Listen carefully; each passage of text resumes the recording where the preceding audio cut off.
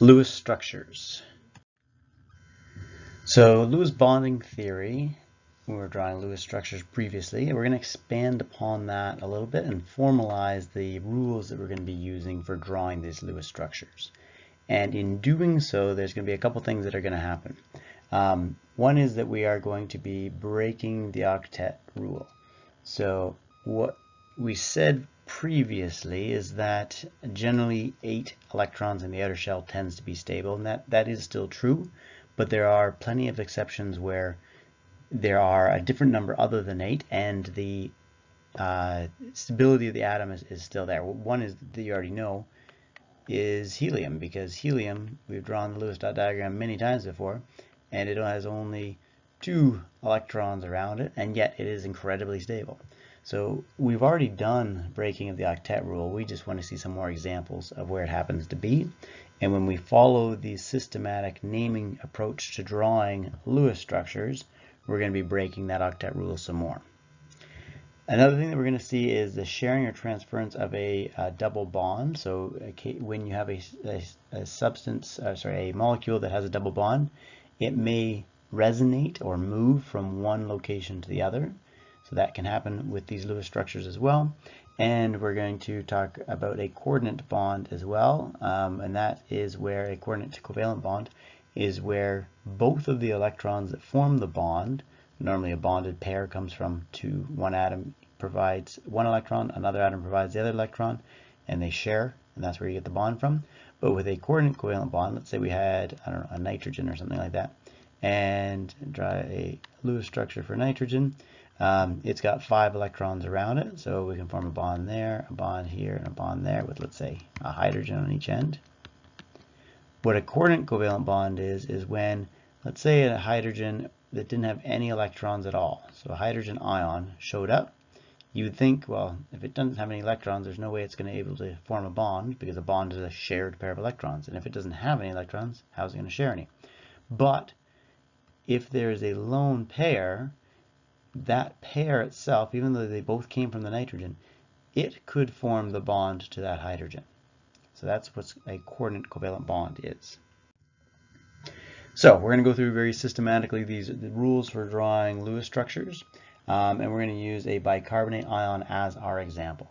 So very similar to how you probably started out drawing Lewis structures, we're going to try to put the symbols symmetrically around the central atom, and generally speaking the central atom tends to be the least electronegative, but if you know how many bonds you're going to be making roughly, we know hydrogen likes to form 1 bond, carbon likes to form 4, oxygen likes to form 2, so the one that forms the most bond, that's the one we want to be putting in the middle. So we probably want to put our carbon in the middle, and then our 3 oxygens are on the outside, and I'm going to put hydrogen over here for now. While you're doing these, you may make a mistake and you have to go back and rearrange them, because how you arrange them is a little bit awkward and they don't quite bond nicely that way.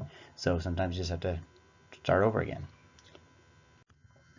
All right, the second step is to add up all of the valence electrons for each of the atoms, and then you're going to add in the values for the charges. So if you're dealing with an ion and it has a negative charge, that means it has extra electrons. If you're dealing with an ion with a positive charge, that means it's missing some electrons. So we're going to total up all the valence electrons of the atoms, and then we will decide whether we have to add or subtract any based on the charge. And this is our bicarbonate. So it does have a charge to it. So let's look at this. So hydrogen normally has 1 valence electron. Oxygen normally has 6 valence electrons. There are 3 of those oxygens, so I'm going to add 6 3 times, because each one of them is going to contribute valence electrons to this particular structure. The carbon has 4 valence electrons. So 6 and 6 and 6, we have 18, 19, 20, 21, 22, 23. However, we have a negative charge here, so we've got 1 extra electron. So we're going to have 20, let's add that plus the 1, because it's a negative ion, that means it has 1 extra electron. So I'm going to add 1 more to our total here, and we've got our 24 valence electrons that are going to be placed there. And look at that, did the math right. So what we're going to have to do is use that number of valence electrons, and they're going to have to show up in our diagram. So what we'll do is, since this is a structure, it's being held together, so we're going to start using up, so we've got 24 electrons, we're going to start using them up to build bonds. And remember, every bond is a shared pair of electrons. So we're going to take the 24 electrons, use some of them to form bonds between the atoms. So if we put a bond between the carbon and the oxygen, that's going to hold the oxygen and the carbon together, but that bond's going to take up 2 of the electrons. We're going to put another bond between the other carbon and the oxygen, put one here. That would hold all of the oxygens onto the carbon, and I'm going to bond the hydrogen onto that oxygen. That's going to take up 2, 4, 6, 8 bonds out of the total. So what we had before was 24. We are now down to 16 electrons left.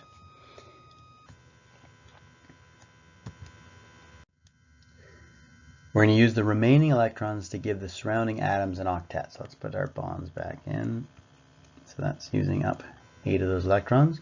And then we're going to use the remaining electrons to give the surrounding atoms an octet, or basically a full stable valence shell.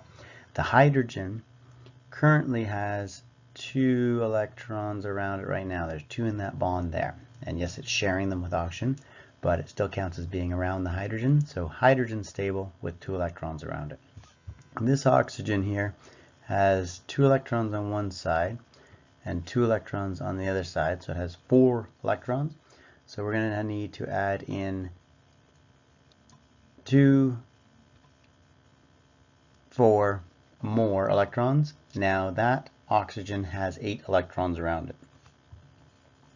This oxygen here only has 2 electrons in the bond, so I'm going to have to add 2, 4, 6 electrons around it. And the same with this one. It already has 2 being shared in that bond, so I have to add 2, 4, 6 electrons around it. Let's just make sure I haven't gone past my total. So I used 6 and 6 is 12, 13, 14, 15, 16. So now I'm actually out of electrons. I've placed all of the electrons I have to work with. Then what we're going to do, if we have, let's see if we can do this a little bit faster. Bond, bond, bond, bond, 1, 2, 3, 4. 1, 2, 3, 4, 5, 6. 1, 2, 3, 4, 5, 6. So there's our electrons placed. If the central atom doesn't have an octet, so right now it's got 2, 4, 6 around it, doesn't have an octet, I can't just give it 2 more electrons because I don't have any. I've used them all up. So what we're going to do is we're going to take a pair from an outer atom, and we're going to use it to make a double bond. So what I can do is I can take these 2 electrons there, instead of using them as a lone pair on the oxygen, I can put them here as a double bond between the carbon and the oxygen. I haven't taken any away from the oxygen. It still has 8 around it, but now they're being shared, or at least 2 pairs of them are being shared with this carbon as well. So that would give everyone in this structure a full valence shell, and we have a double bond between the carbon and the oxygen. And if you think, okay, well why would I take those 2? Maybe instead of taking those 2, I would take these 2, and that's fine too. It's really, it would look the same thing. We could take those 2 and use them to make a double bond between this oxygen and this carbon, same carbon. That would work too. So either place the double bond could exist. And if there's no difference between the 2 places where the double bond can exist, it could exist in either one of those 2 places. And so we could actually draw a separate option with it existing in the top bond here or existing with this oxygen here. I wouldn't take it from the oxygen that's attached to the hydrogen, because then what I'm going to end up doing is I'm going to form 3 bonds with that oxygen, and we don't normally see oxygen forming 3 bonds. We'll get to more details about that when we talk about bonding itself and what type of bonds are going to be allowed.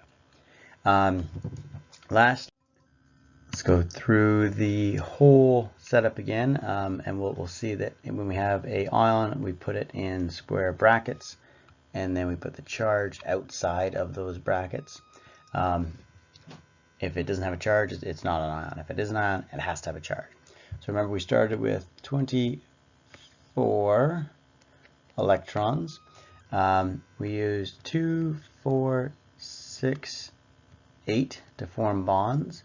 Then we started doing lone pairs, 2, 4, so that oxygen has 8 around it.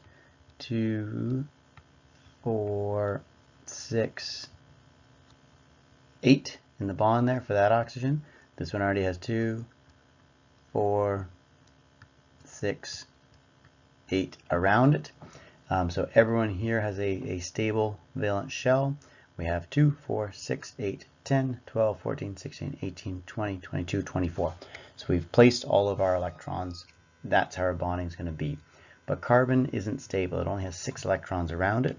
So we're going to take one of the lone pairs from the atom beside it, and we're going to use that to form a double bond. We haven't added or lost any electrons. We're just moving them from a double lone pair into a double bond. And whether you did it on that oxygen or on this oxygen, it doesn't matter. You could form that double bond in either place, and that's what resonance is. When it can exist in either place equally, it essentially resonates between the two places. It'll be in one place or the other. It'll resonate between the two. So when we follow these rules, we're going to end up breaking the octet rule in a couple of cases, and you're going to see certain ones it happens quite often. So we'll see that in period 2, some of these elements are going to be fine with fewer than 8 electrons, which is okay. We've seen that before. For example, lithium, when it forms an ion, we know it loses an electron. So let's draw the Bohr Rutherford for it for a second. We have 2 electrons in the inner shell, and we have a 3rd electron in the outer shell. But when it forms an ion of lithium plus, we are down to 2 electrons in the outer shell. And a lithium ion is stable. That's why it forms an ion. So it is happy with fewer than 8 electrons. So we're just going to see some more instances of that octet rule being broken. Boron's going to be doing it as well, and beryllium can do it. So if you follow the rules for the Lewis structure, when you draw something with boron, you'll see boron ends up having fewer than 8 electrons. Same thing with beryllium. And in period 3, and remember energy level 3 is where the d orbitals start, there are certain cases where when you follow the rules to draw a Lewis structure, you're going to see elements with more than 8 electrons.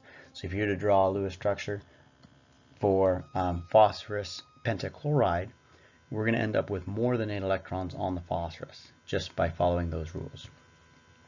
As we mentioned earlier, resonance structures is where the double bonds could be in one place or the other, and there's no reason to prefer one over the other. And so they're actually able to exist in either one of those places, or they're able to resonate between those two places. So here's an example of that. So this is a nitrate ion, and the double bond, if you go to draw the Lewis structure, you could take a lone pair from the top oxygen to make your double bond, or you could take it from the oxygen on the left or the oxygen on the right. So these 3 structures here are all equally as valid, and the double bond could exist in any one of those spots. So essentially it resonates between the 3 spots. All right, let's try this sulfur trioxide molecule. So going through the rules, we're going to start with sulfur in the middle, and then we've got 3 oxygens around the outside. And then we need to count the valence electrons for them. So both sulfur and oxygen are in the same column. They both have 6 valence electrons. So we have 6 and 6 and 6 and 6. And so we are looking at 24 electrons that need to be drawn into our diagram here. So we'll start by forming the bonds. We can use 2 of them to connect sulfur to that oxygen, 2 to that oxygen, and 2 to that oxygen. So that's going to take up 2, 4, 6 out of our 24. So we are now down to 18 electrons. Then we start forming full stable octets with the outer. So let's start with this oxygen. 2, 4, 6. Now it's full and stable. 2, 4, 6. It's got 8 around it. It's stable. 2, 4, 6.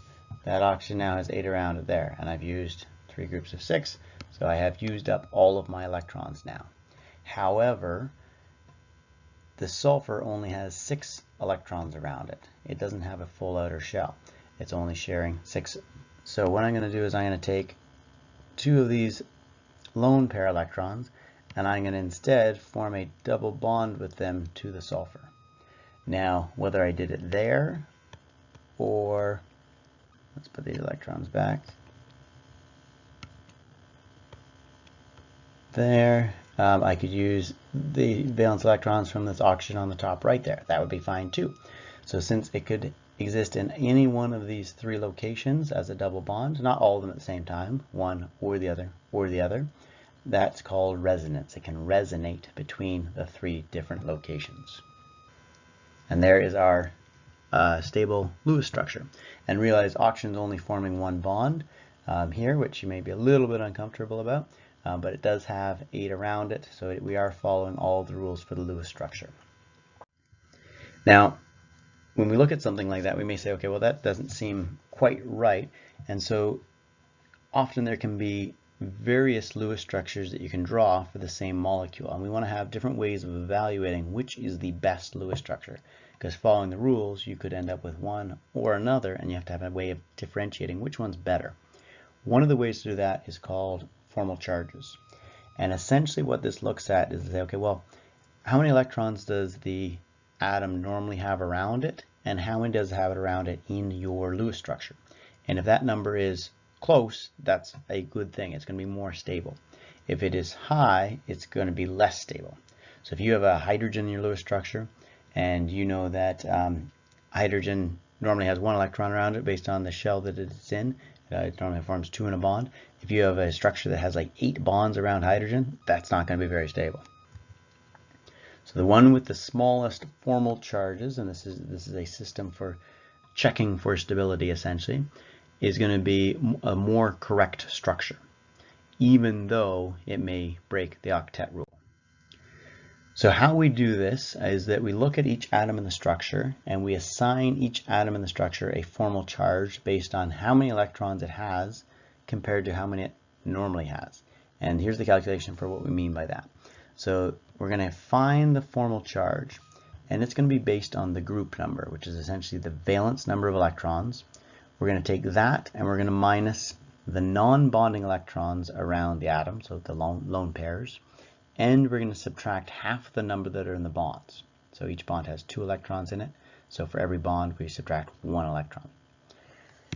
The more atoms that we get with a formal charge that is closest to 0. So essentially we want low formal charges. If your structure has low formal charges, it's a better structure.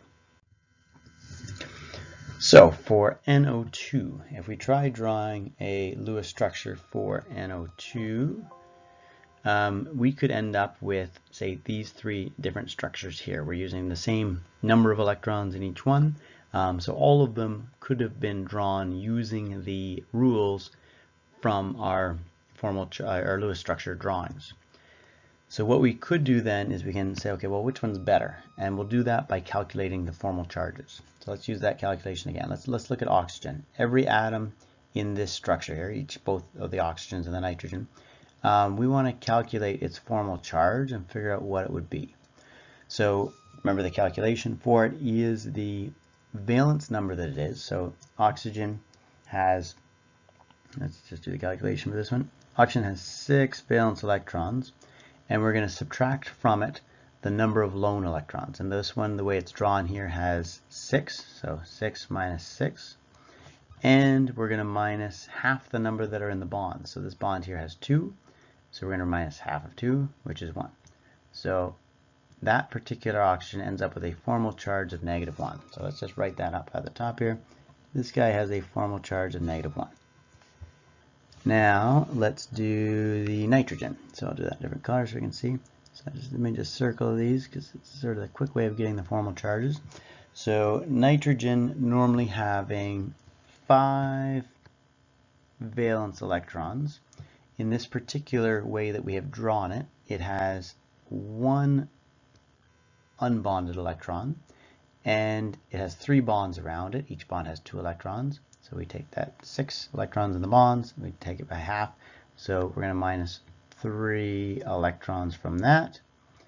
So the formal charge on that nitrogen is going to be a +1. Let's just write that above it. +1. And let's do the formal charge on this last oxygen. Again, it has a valence of 6 electrons normally. So we're going to subtract from it the number of lone electrons. So we've got 2 lone pairs, so that is 4 electrons. And then we're going to subtract from it the number of electrons that are in bonds divided by 2. There's 2 bonds, that's 4 electrons each, so we're going to subtract 2 from that, and that's going to equal 0. So for this Lewis structure right here, it has the formal charges of -1, +1, and 0. So they're not terrible, but the more that are closer to 0, the better. And you can sort of start to see how you can get a little bit faster at calculating formal charges. I'm drawing a circle around it and that cuts the bond in half, and that makes sure that I count half of the number of the electrons in that bond. So essentially then all I have to do is say, okay, well that's oxygen, so it's 6 minus 1, 2, 3, 4, 5, 6, 7 in this case. So that equals -1. So there's a -1 formal charge. Let's do the nitrogen. So nitrogen normally has 5 as its valence, and I've got the 2 as lone electrons, unbonded electrons, and I've got 3 as the ones that 3 bonds. So half of that number of electrons in the bonds is 3. So I have, let's write that out once more, 5, and I'm going to subtract the 2 unbonded electrons and the 3 electrons from the bonds, and I end up with a 0. So nitrogen has a formal charge of 0 in that one. And in this one, and you'll start to see, okay, I've circled the electrons essentially that I have to subtract from the valence. So I've got 6, and I've circled in there 1, 2, 3, 4, 5. So that is going to be +1. So this one here has formal charges of -1, 0, and +1. So it's no better than the first option. Let's try the third option. So same way, we followed rules to draw it, and we could have ended up with this structure.